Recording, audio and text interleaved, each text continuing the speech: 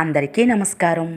ఈ వీడియోలో భగవద్గీత మొదటి అధ్యాయం అర్జున విషాద యోగంలో 41వ శ్లోకం నుండి 47వ శ్లోకం వరకు తెలుసుకుందాం.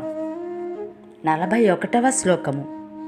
అధర్మాభిభవాత్ కృష్ణ ప్రదుష్యంతి కులస్త్రియః స్త్రీషు దుష్టాసు వార్షేయా జాయతే వర్ణశంకరః.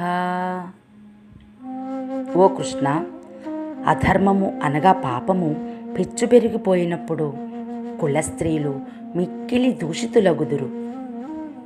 ఓ వార్షేయ, స్త్రీలు దూషితులు అయితే వర్ణసాంకర్యం ఏర్పడుతుంది. 42వ శ్లోకము. శంకరో నరకాయైవ కులజ్ఞానాం కులస్య చ పతంతి పితరో హ్యేషాం లుప్తపిండోదక క్రియాః. వర్ణ సాంకర్యము కులఘాతకులను మరియు కులమును కూడా నరకమునందు పడవేయగలదు. పిండోదకములు అనగా శ్రాద్ధకర్మలు తర్పణములు లోపించినందువలన వారి పితరులు అధోగతి పాలవుతారు. 43వ శ్లోకము. దోషైరేతైః కులజ్ఞానాం వర్ణసంకర కారకైః ఉత్సాద్యంతే జాతిధర్మాః కులధర్మాశ్చ శాశ్వతాః. వర్ణ సాంకర్యానికి మూలమైన ఈ పాపాల వలన కులఘాతకుల యొక్క సనాతన కులధర్మాలు జాతి ధర్మాలు నశించిపోతాయి. 44వ శ్లోకము. ఉత్పన్న కులధర్మాణం మనుష్యానాం జనార్దన నరకే నియతం వాసో భవతీత్యను శుశ్రుమా.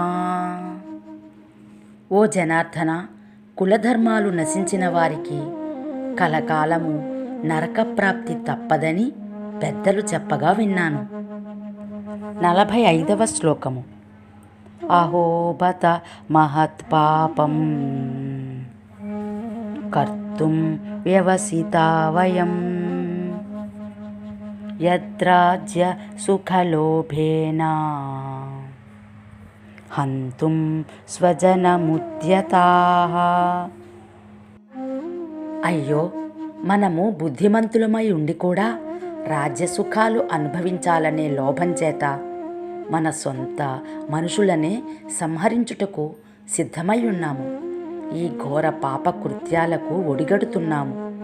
ఇది ఎంత దారుణము. 46వ శ్లోకము. యది మామ ప్రతీకారం అశస్త్రం శస్త్రపాణయః ధార్తరాష్ట్రా రణే హన్యుః తన్మే క్షేమతరం భవేత్. నేను శస్త్రాలు లేనివాడనై నేను ఎవరిని ఎదిరించకపోయినా నన్ను శస్త్రాలను చేతబట్టి ఆ దుర్యోధనుడు మొదలైన వారు యుద్ధంలో నన్ను వధించినా గాని అది నాకు మిక్కిలి క్షేమకరమే అగును. 47వ శ్లోకము.